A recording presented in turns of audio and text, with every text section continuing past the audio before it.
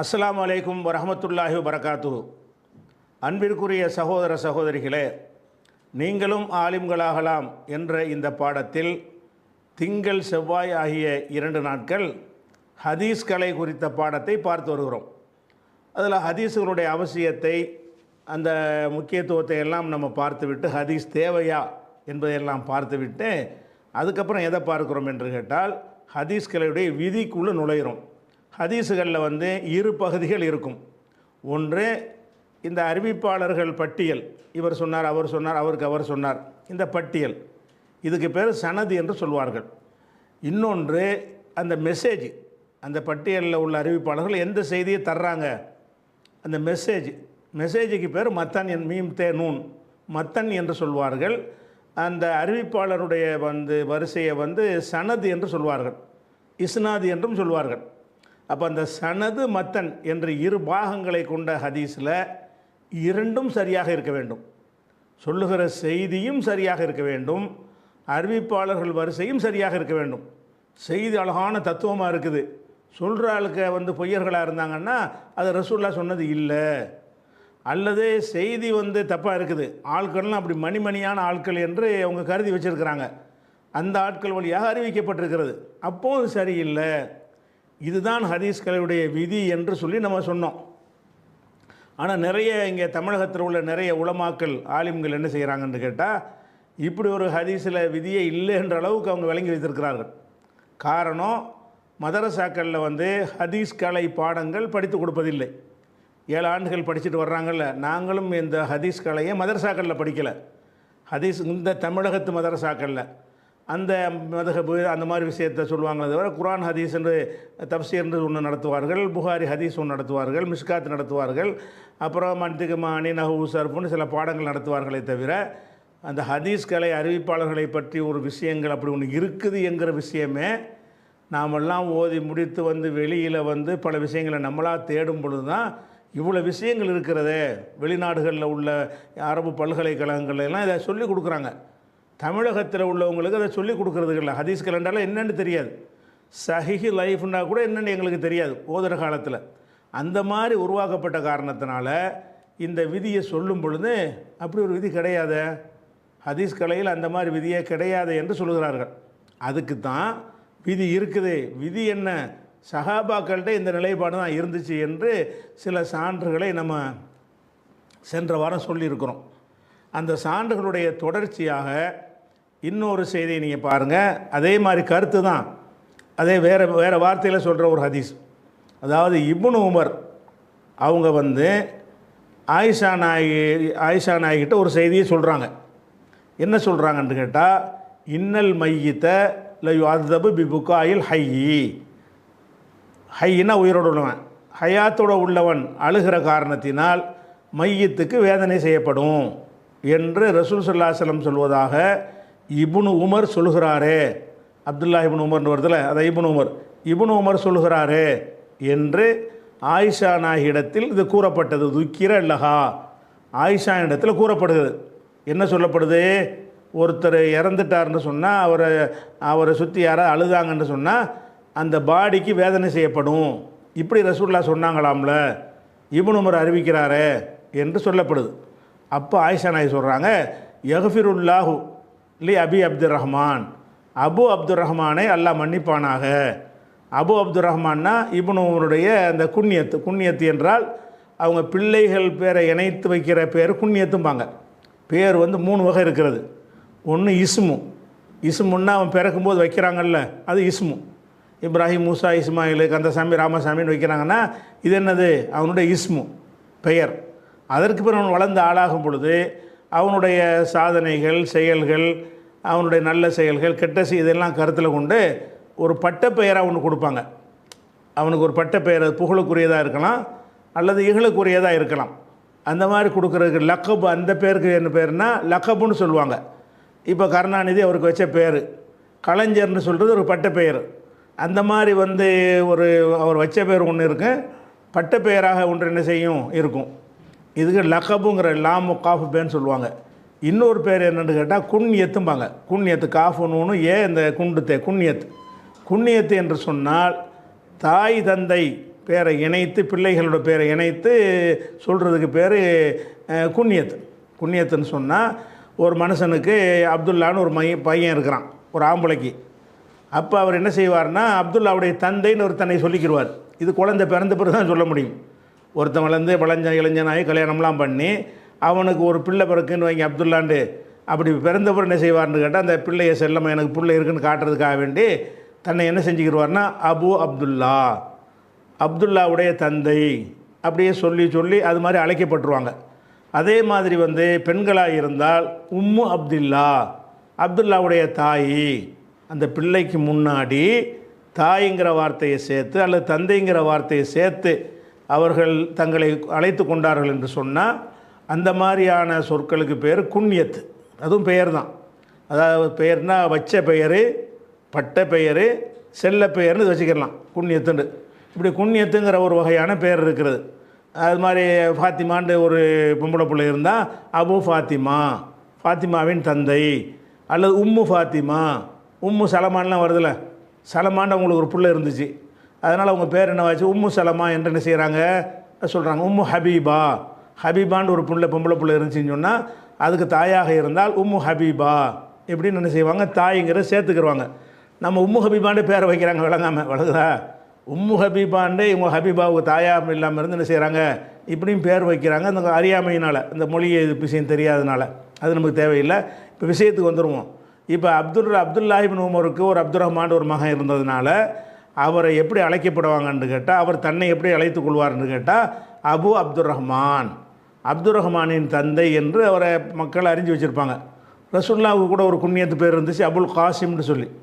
ஹதிஜா நாயகம் மூலமாக மக்காவில் இருக்கும்போது காசிம்னு ஒரு புள்ள பிறந்து அது இறந்த உடனே அன்று முதல் அவங்க அபுல் காசிம்னு அழைத்து கொண்டார்கள். மக்களும் அவர்களை எப்படி அழைத்தார்கள், காஃபிர்களும் அப்படித்தான் அழைத்தார்கள், யூதர்களும் அப்படி தான் அபுல் காசிமை என்ன சொல்கிறீங்கன்னு கூப்பிடுவாங்க. சஹாபாக்களில் பலரும் அப்படி அழைத்திருக்கிறார்கள். அப்போ ரசூல் ஸல்லல்லாஹு அலைஹி வஸல்லம் என்ன செஞ்சாங்க, அபுல் காசிம் என்னுடைய, நீங்கள் அடுத்த ஆளுக்கு அபுல் காசிம்னு வச்சுக்கூடாதீங்க, மக்களுக்கு கன்ஃபியூஸ் ஆகி போயிடும் அப்படின்னும் சொல்லியிருக்கிறார்கள். இதுதான் குன்னியத்துங்கிறது. இந்த மாதிரி இந்த அபு அப்துல் ரஹ்மானுக்கு அல்லாஹ் யஃபிருல்லாஹு லி அபி அப்துல் ரஹ்மான், அபு அப்துல் ரஹ்மானை அல்லாஹ் மன்னிப்பானாக. அவர் ஏன்னு கேட்டால் தப்பு சொல்லிட்டார்ல, இவர் சொன்ன கருத்து டேஞ்சரான கருத்தாக இருக்குது. அந்த கருத்து குற்றத்துக்கு எல்லாம் தண்டிப்பான். அதை தண்டிச்சிடாமல் எல்லாம் மன்னிக்கட்டுமாகன்னு ஆரம்பிக்கிறாங்க. சப்ஜெக்ட் எப்படி ஆரம்பிக்கிறாங்க, ஒருத்தன் இறந்தால் உசுரோடு ஒன்றும் அழுதா மையத்துக்கு ஏன் வேதனை செய்யப்படுது, இது பேசிக்கு மாற்றமாக இருக்குது, குரானுக்கு மாற்றமாக இருக்குதுன்னு அவங்க ஏற்கனவே அறிஞ்சு வச்சுருக்கிறாங்க. அப்படி அறிஞ்சு வச்ச ஒரு செய்தியை ஒரு நல்ல ஒரு சஹாபி பேரில் சொல்லும் பொழுது அவங்க என்ன முதல்ல ஆரம்பிக்கிறாங்க, யஃபிருல்லாஹு அல்லாஹ் மன்னிப்பானாக லி அபி அப்துல் ரஹ்மான் இப்னு உமரை அல்லாஹ் மன்னிப்பானாக. அமா இன்னஹு, அமா அறிந்து கொள்ளுங்கள். அமா என்று சொன்னால் அமா, அலா, இந்த மாதிரி ரெண்டு சொற்களை எதுக்கு பயன்படுத்துவாங்கன்னு கேட்டால், தன்பிகினா ஒரு எச்சரிக்கை, ஒரு விழிப்புணர்வுக்காக. அமாண்டா அறிந்து கொள்ளுங்கள், ஜாக்கிரதை, அந்த மாதிரியான இடத்துல அமா என்று போடுவார்கள், அலா என்று போடுவார்கள். அந்த அமாண்டா அறிந்து கொள்ளுங்கள். இன்னஹு லம் யக்திப், அவர் உறுதியாக பொய் சொல்லலை, அவர் பொய் சொல்ல மாட்டார், இட்டுக்கட்டெலாம் சொல்ல மாட்டார். ஒலாக்கின்னஹு நசிய, என்றாலும் அவர் மறந்திருப்பார். அஹ்த, அல்லது பிழையாக கூறியிருப்பார், கவனக்குறைவாக நெஞ்சிருப்பார், தப்பாக வழங்கியிருப்பார். அவர் சொல்கிற செய்தி சரியில்லைங்கிறதுனால அவர் பொய்யர்ந்து ஆகுமா? பொய்யர்ந்து ஆகாது. வேற என்ன அர்த்தம்? அமா இன்னஹு லம் யக்திப், இதெல்லாம் ஆயிஷா நாயுடைய கூற்று. நவீன காலத்தில் நம்ம தான் உண்டாக்கணுங்கிறாங்க இல்லை, அதுக்கு தான் சொல்கிறோம். ஆயிஷா நாய் என்ன சொல்கிறாங்கன்னு கேட்டால், அவர் பொய் சொல்லலை. ஒலாக்கின்னஹு நசிய, என்றாலும் அவர் மறந்து விட்டார். அஹ்த, அல்லது தவறாக புரிந்து கொண்டார் என்று சொல்லிவிட்டு அது சம்பவத்தை விளக்குறாங்க. இன்னமா மர்ர ரசூலுல்லாஹி ஸல்லல்லாஹு அலைஹி வஸல்லம், ரசூலுல்லாஹ் நடந்து சென்றார்கள். அலா யஹூதியத்தின், ஒரு யஹூதி இறந்து போன யஹூதி பெண்ணுக்கு அருகில் நடந்து சென்றார்கள். யுபுகா அலைஹா, அவளுக்காக அழுது கொண்டிருக்கிறார்கள். அழப்படுகிறதுன்னு அழுகிறார்கள். ஒரு யூத பெண்ணுடைய ஜனாசா இருக்குது, அதை சுற்றி எல்லாம் அழுது கொண்டிருக்கிறார்கள். அப்போ ரசூலுல்லாஹ் சொன்னாங்க, இப்போ அப்போது தான் ரசூலுல்லாஹ் சொன்னார்கள், இன்னஹும் லயபுக்கூன் அலைஹா, இவர்கள் இந்த பெண்ணுக்காக அழுகிறார்கள். ஒ இன்னஹாலத்து அஸ்தபு ஃபி கப்ரிஹா, இந்த பெண்ணோ அவருடைய கபரில் வேதனை செய்யப்படுகிறாள் அப்படின்னு ரசூல் ஸல்லல்லாஹு அலைஹி வஸல்லம் சொல்கிறாங்க. அப்போ இவங்க அழுதுகிட்டு இருக்கிறாங்க, ஆனால் கபூரில் வேதனை செய்யப்படுறாங்க அப்படின்னு சொன்னாங்களே தவிர அந்த வேதனைக்கு இவங்க அழுகிறது காரணம்னு இணைச்சி சொல்லலை. இதனால்தான் அப்படி சொல்லலை, இவங்க அழுதுகிட்டு இருக்கிறாங்க, அவள் வேதனை செய்யப்பட்டு இருக்கிறா அப்படின்னு ரசூல் ஸல்லல்லாஹு அலைஹி வஸல்லம் சொன்னதைத்தான் ஒவ்வொருத்தரும் பல மாதிரி புரிஞ்சுக்கிட்டு அதை சொன்னது அப்படி வந்து அறிவிப்பாங்கன்ற அவசியம் கிடையாது. அதை பார்ப்பாங்க, அந்த கருத்தை வாங்கிக்கிடுவாங்க, அவங்க வார்த்தையை கொண்டு அறிவிப்பார்கள். அவங்க வார்த்தை எப்படிப்பட்ட வார்த்தையாக இருக்குது, அவங்க புரிந்து கொண்டதுக்கு ஏற்ற வார்த்தையை போட்டு தான் அறிவிப்பார்கள். அப்போ இப்னு உமர் இதை இந்த ஹதீஸ் எப்படி புரிஞ்சுக்கிட்டாருன்னு கேட்டால், அங்கே வேதனை செய்யப்படுறாங்க, இவங்க அழுதுகிட்டு இருக்கிறாங்கன்றவுடனே இதனால தான் அவ்வளோறாங்கன்னு விளங்கி கொண்டு என்ன செய்கிறாரு, மையத்து வந்து உயிரோடு உள்ளவர்கள் அழுவதால் வேதனை செய்யப்படுன்னு சொல்லிவிட்டார். அதான் தவறுங்கிறாங்க. அவர் பிழையாக சொல்லிவிட்டார், பொய் சொல்லலை, பேசிக்கே இல்லாமல் சொல்லலை. இந்த மாதிரி அவர் விளங்கிக் கொள்வதற்கு ஏற்ற ஒரு விஷயமாக இந்த ஹதீஸ் தான் அமைஞ்சிருக்கிறது. அப்போ இந்த ஒரு செய்தி, ஒரு யகூதியுடைய ஜனாசாவிற்கு யகூதியை கடந்து செல்லும் பொழுது எல்லாரும் அழுது கொண்டிருக்கிறார்கள். அப்போது என்ன செய்கிறாங்க, வந்து இவங்க அழுகுறாங்க, அவள் கபூரில் வேதனை செய்யப்படுகிறாள் அப்படின்ற ஒரு செய்தியை சொன்னாங்க. அப்படி சொல்லிட்டு என்ன செய்கிறாங்கன்னா இதை மறுத்துட்டாங்க. ஏன் இப்படி சொன்னாங்கன்னு கேட்டால், ஏற்கனவே உள்ள ஹதீஸில் அவங்க விளக்கிட்டாங்க. என்ன விளக்கிட்டாங்க, லா தசிறு வாசிரத்துன் விசிற உஹுரா, ஒருவர் சுமையை இன்னொருவர் சுமக்க மாட்டார். நான் அழுது அவர் ஏன் தண்டிக்கணும், இஸ்லாமிய பேசிக்கே இதை மாற்றோன்னு சொல்லி முந்தின ஹதீஸ்லையும் விளக்கிட்டாங்க. அப்போ இதில் என்னென்ன விஷயங்கள் வருதுன்னு கேட்டால், இப்னு உமருங்கிற ஒரு பெரிய சஹாபி ஒரு ஹதீஸை கேட்டுவிட்டு அதை தவறாக புரிந்து கொண்ட மாதிரி ரசூலுல்லாஹ் பேரில் சொல்லிவிட்டார். இட்டுக்கட்டலைன்னு அவங்களும் சொல்லிட்டாங்க. இட்டுக்கட்டலை, அவர் பொய்யெல்லாம் சொல்லலை, மறந்துட்டார், அல்லது வந்து ஹத்தனா பிழையாக சொல்லிவிட்டார் அப்படின்னு சொல்லிவிட்டு அது நடந்த சம்பவம் இதுதான் என்று அந்த சம்பவத்தை விளக்கிடுறாங்க. அப்போ ஆயிஷா நாயுடைய இந்த விளக்குற இந்த விஷயம் குர்ஆனுக்கு முரண் இல்லாமல் இருக்கிறது. இப்னு உமர் புரிந்து கொண்டு அறிவித்தார் இல்லையா, அது வந்து குர்ஆனுக்கு முரணாக இருக்கிறது. இஸ்லாமிய அடிப்படையை தகர்ந்துருது. யாரோ அழுதுக்கான்னு யாருக்கும் தண்டிப்பானா அல்ல, அதில் தானே அந்த கிறிஸ்தவ மார்க்கத்துக்கு எதிரான ஒரு கருத்தை வந்து இஸ்லாம் அதில் தானே வைக்கிது. யாரை பாவம் செஞ்ச ஆதம் அலைஹிஸ்ஸலாம் செஞ்ச பாவத்துக்காண்டி எல்லோரும் பாவியாக பிறக்கிறாங்க அப்படின்னு அவங்க சொல்கிறாங்க. அது எப்படிப்பா பிறப்பாங்கன்னு இஸ்லாம் கேட்குது. அதே மாதிரி வந்து எல்லாருடைய பாவத்தையும் இயேசு சுமந்துக்கிட்டாருங்கிறாங்க. எல்லார் பாவத்தையும் அவர் ஏன் சுமக்கிறாரு? இதெல்லாம் வந்து இஸ்லாமிய ஃபண்டமெண்டலுக்கு மாற்றம். இதில் தான் கிறிஸ்துவ மார்க்கத்துக்கு நமக்கு உள்ள அடிப்படை வேறுபாடே இருக்கிறது. அந்த கொள்கையை சொல்கிற மாதிரி இந்த ஹதீஸ் இருக்கா இல்லையா? எந்த ஹதீஸ்? இப்னு உமர் அறிவித்த ஹதீஸு, ரசூலுல்லாஹ் பேர்லன்னு அறிவித்தார். அப்போ இதில் என்னென்னு கேட்டால், நம்ம சில விஷயங்களை இந்த அறிவிப்பாளர் சரியில்லைன்னு சொல்லாமல் நம்ம ஹதீஸ் சரியில்லைன்னு சொல்லுவோமா? அப்போ உடனே கேள்வி கேட்பாங்க, அப்போ எல்லாம் பொய்யர்களா, அந்த சஹாபி பொய்யரா, இந்த தாபி பொய்யரா அப்படின்னு நம்மள்ட்ட ஒரு கேள்வி கேட்பாங்க. அந்த கேள்விக்கு தான் ஆயிஷா நாயகி மரணடியாக கொடுக்குறாங்க. பொய்யின்னு வராது. செய்தி தப்பாக இருந்தால் பொய்யாக தான் இருக்குன்னு அவசியம் கிடையாது. பொய்யாவும் சொல்லலாம், மறதியாக சொல்லலாம், புரிந்து கொண்ட அடிப்படையில் சொல்லலாம். அப்படி இப்னு உமர்னு சொல்லலாம், வேறு அறிவிப்பாளர் வழியாகவும் வரலாம். அப்போ ஒரு ஹதீஸுடைய மத்தன் சரியில்லை என்று சொல்லும் பொழுது உடனே ஒரு பொய்யர், இதை சொன்னாலும் பொய்யர்னு வந்துடாது. அவர் அறிவித்திருக்கிற வேறு ஹதீஸ்களும் அறிவிக்கத்தான் செய்வோம், ஏற்றுக்கொள்ள தான் செய்வோம். அதில் என்ன விளங்குவோம், இது மாற்றமாக இருக்குது, இது மட்டும் தான் நம்ம கவனம். குர்ஆனுக்கு மாற்றமாக ரசூலுல்லாஹ் பேச மாட்டாங்க, வஹிக்கு மாற்றமாக பேச மாட்டார்கள். அது விளக்கத்தான் வந்தார்கள், அதுக்கு எதிர்க்க வரவில்லை. அப்படிங்கிறதுனால அப்போ ரசூலுல்லாஹ் சொல்லணும்னு விட்டுருவோம். அப்போ இவங்க என்ன விஷயம் என்று கேட்டால், உமர்லாம் இதை சொன்னார்கள். என்ன செஞ்சாங்க, அந்த ஃபாத்திமா பின்த் கைஸ் வந்து தலாக்கு விடப்பட்ட பெண்ணுக்கு வந்து தங்கமிடமும் இதெல்லாம் கொடுக்கணும் என்ற விஷயம் கிடையாதுன்னு சொல்லும் பொழுது அப்போ என்ன செய்கிறாங்க, உமர்லாம் அந்த அம்மா பொய்யெல்லாம் சொல்லியிருக்க மாட்டாங்க, இருந்தாலும் அது மறதியாக சொல்லியிருக்கிறாங்க. அது மாதிரி அந்த ரசூலுல்லாஹ் என்ன சொன்னாங்கன்னு மறந்து சொல்கிறாங்க. நம்ம குர்ஆனுக்கு மாற்றமாக ஒரு விஷயத்தை சொன்னால் ஏற்றுக்கிற மாட்டோன்ட்டாங்க. அதையே தான் இங்கேயும் சொல்கிறாங்க. என்ன சொல்கிறாங்க, அது லம் யக்திப், அவர் அம்மா இன்னஹு லம் யக்திப், அவர் பொய் சொல்லலை, உலாக்கினஹு நசிய வக்த. அப்போ இந்த மாதிரி ஒரு ஹதீஸை நம்ம வந்து இது குர்ஆனுக்கு மாற்றம்னு மறுத்தால் அதை சொன்ன ஆட்கள்லாம் பொய்யர்கள்னு அர்த்தம் வராது. பொய்யர்களாகவும் இருக்கலாம், ஒன்று ரெண்டு பேர் நமக்கு தெரியாது. நம்ம என்ன மாதிரி முடிவு எடுக்கணும் என்று கேட்டால், இந்த தொடரில் ஒரு சனதில் 5 பேரோ 10 பேரோ 4 பேரோ 3 பேரோ வர்றாங்களா, இதில் வந்து ஒரு ஆளோ முதல் ஆளோ அடுத்த ஆளோ கூட அவங்க கேட்டதை அவங்க எப்படி புரிந்து கொண்டார்களோ அதுக்குரிய வார்த்தையை போட்டு என்ன செய்வாங்க, கொஞ்சம் கூட குறை அறிவிச்சிருவாங்க, இந்த பிழை ஏற்படும். அப்படிங்கிறதுனால நம்ம என்ன செய்யணும், பிழையாக சொல்லிவிட்டார் என்று சொல்லிவிட்டு, பிழையாக சொன்னால் ஒரு பொய்யர் ஆக மாட்டார்ல. பிள்ளைய டங் ஸ்லிப்பில் சொல்லிவிட்டால் இல்லை ஒரு பொய்யர் ஆவாரா? அதில் தப்பாக புரிந்து கொண்டு சொன்னார்னா, இட்டுக்கட்டி சொன்னார்னா புரிந்ததில் தப்பு செஞ்சிட்டார், நம்ம அதை ஏற்றுக்க வேண்டிய அவசியம் கிடையாது. அந்த மாதிரியான ஒரு அடிப்படையில் தான் விளங்கணும்னா, இதை வந்து ஆயிஷா நாயே சொல்லிவிட்டாங்களே, நம்ம புதுசாக இதை சொல்லலையே. அப்போ இதெல்லாம் வந்து விளங்காமல் என்ன செய்கிறாங்க, நம்மளை ஒரு கேள்வியாக கேட்குறாங்க. அப்போ குர்ஆனுக்கு முரண்பட்டால் ஏற்றுக்கிற கூட. இன்னும் சொல்லப்போனால் இதுக்கு நிறைய அறிவிப்பாளர் சொன்னதே கிடையாது. நேரடியாக கேட்டவர் இப்னு உமர் தான். அவர் சொன்னதாக ஒரு ஆள் தான் வந்து சொல்கிறாங்க. அம்ராங்கிறவங்க வந்து இப்னு உமர் சொன்னதை கேட்டுட்டு வந்து ஆயிஷா நாயிட்ட சொல்கிறாங்க. ஒரு அறிவிப்பாளர் தான் இங்கே வருது.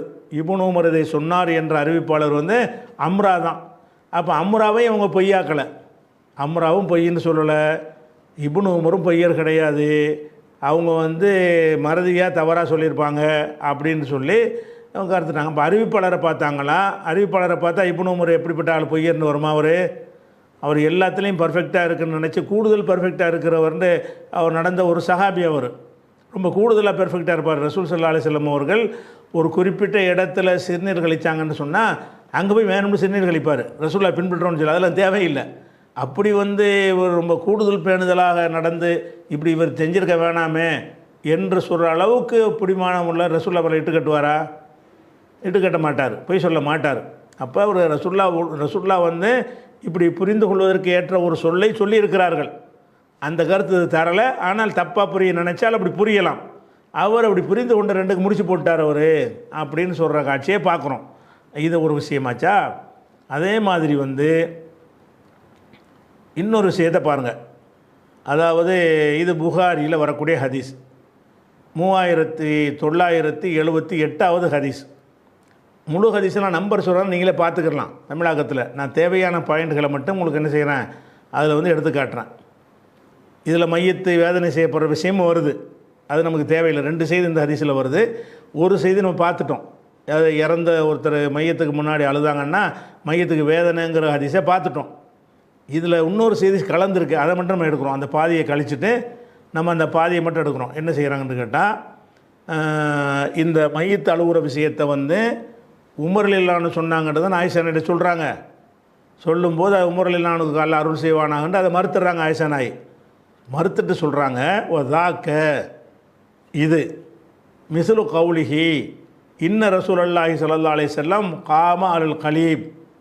அதாவது கலீபுன்னா இது ஒரு சம்பவத்தை விளங்கிக்கிறங்களேன். பத்ர் போரில் காபிர்கள்லாம் கொல்லப்பட்டாங்க. சில பேர் சஹாபாக்களில் சிலர் ஷஹீதானார்கள். எதிரிகள்லாம் ஓடி போன பிறகு அப்போ அவங்களுடைய இந்த பாடி இருக்கும்ல, செத்து போன ஆட்களுடைய உடல், அந்த உடலை எடுத்து என்ன செய்கிறாங்கன்னு கேட்டால் கலீபுங்கிற ஒரு பாலடைஞ்ச கிணத்துக்குள்ளே தூக்கி போடுறாங்க. ஒவ்வொருத்தரையும் குழி தோண்டி அடக்கிட்டு இருக்க முடியாதுல்ல, அவங்களுக்கு அந்த சடங்கு அதெல்லாம் கிடையாது, ஜனாசா தொழுகைலாம் இல்லை. அப்போ புதைக்கிறவங்க மட்டும்தான் இருக்கிறது. அதனால் நினைஞ்சாங்கன்னு கேட்டால் அந்த பாலடைஞ்ச ஒரு கிணத்துல தூக்கி போட்டு அவங்கள புதைச்சி விட்டாங்க. அப்போ அந்த காமல் கலீப், அந்த கலீபின் மீது ரசூல்லா நின்றார்கள். நின்று விட்டு என்ன சொன்னார்கள்னா, ஒஃபீஹி கத்லா பத்ரி மினல் முஷ்ரிக்கீன, அதில் முஷ்ரிக்குகளில் பதிலில் கொல்லப்பட்டவர்கள் கிடந்தார்கள், இறந்து போன பாடி கிடந்துச்சு. இப்போ காலலகும், அவர்களை நோக்கி ரசூல்லா சொன்னார்கள், மாக்கால சொல்ல வேண்டியதெல்லாம் சொன்னார்கள், நிறைய விஷயங்களை எங்களுக்கு அல்லாஹ் வாக்களி என்னவெல்லாம் சொன்னார்கள்னு கேட்டால், இன்னா வஜதுனா மாவாத ரப்புனா ஹக்கா, எங்கள் இறைவன் எங்களுக்கு, வேறு ஹதீஸில் வருது, எங்கள் இறைவன் எங்களுக்கு வாக்களித்து நாங்கள் பெற்றுக்கொண்டோம்.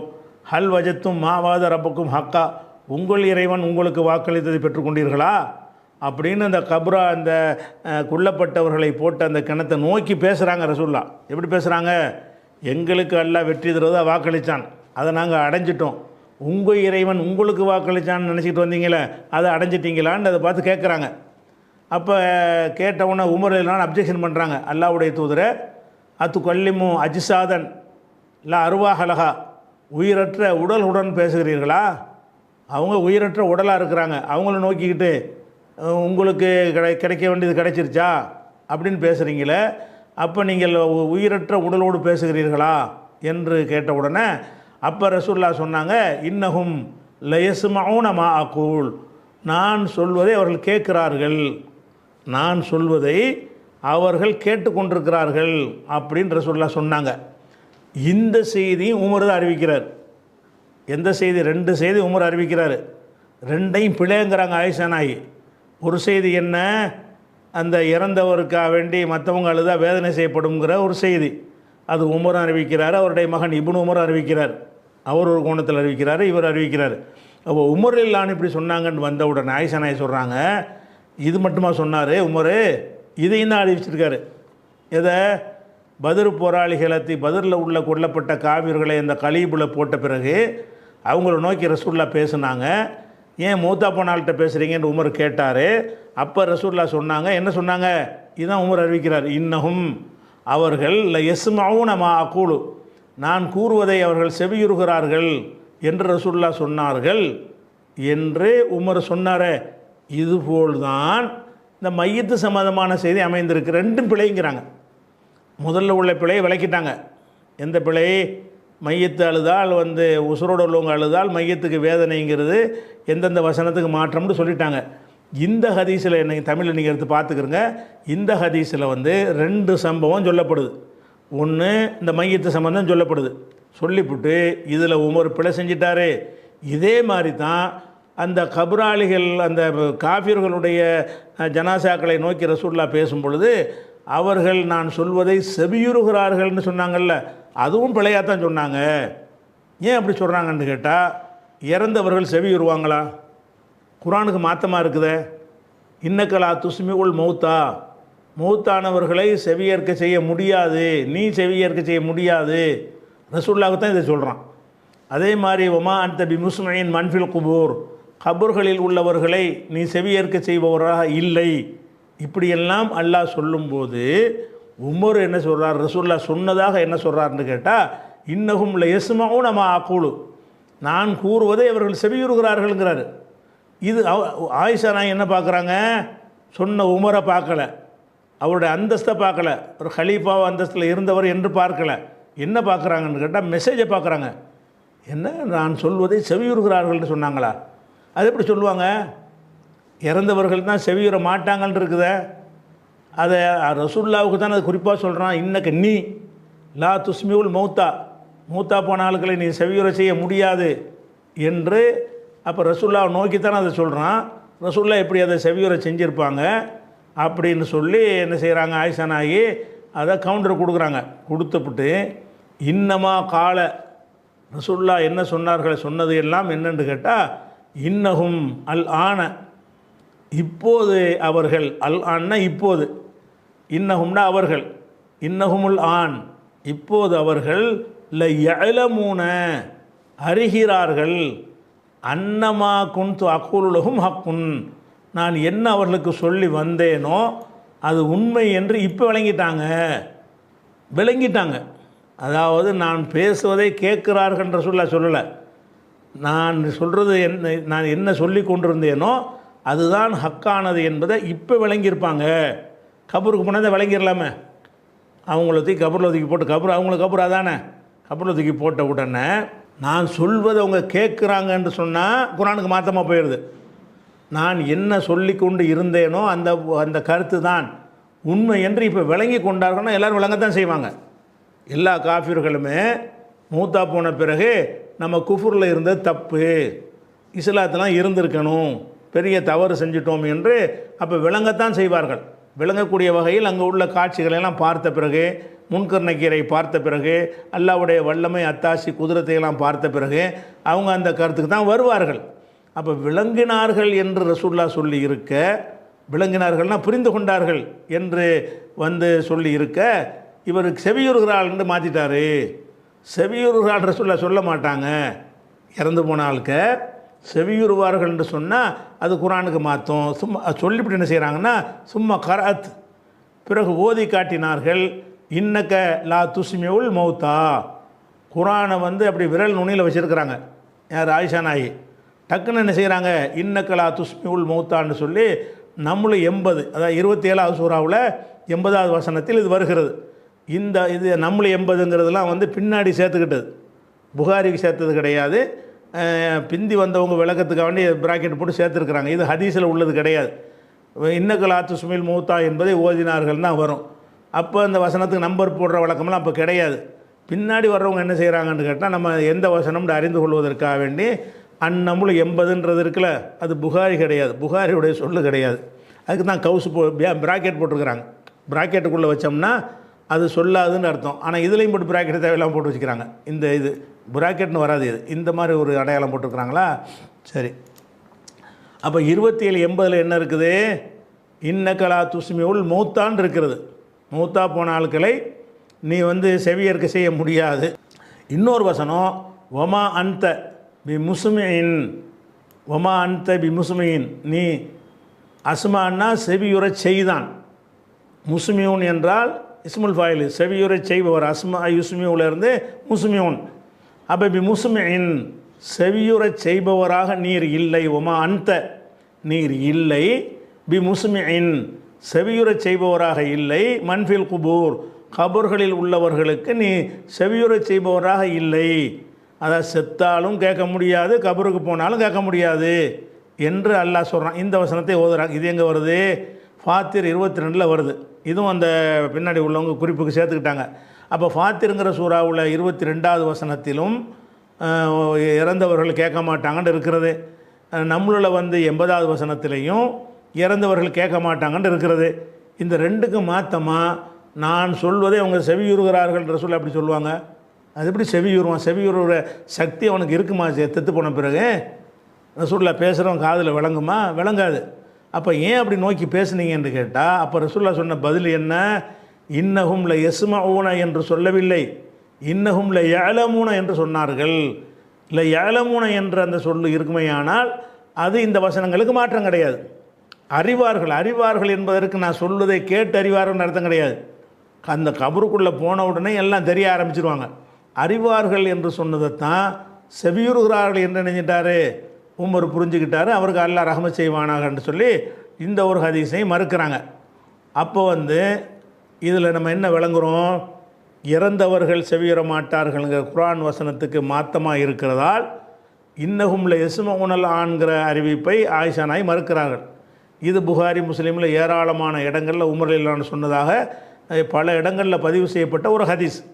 அறிவிப்பாளர்கள்லாம் கரெக்டுன்னு சொல்லக்கூடிய ஒரு ஹதீஸ் தான் அப்போதைக்கு அறிவிப்பாளர்லாம் கிடையாது. உமர் தான் ஒரே அறிவிப்பாளர்.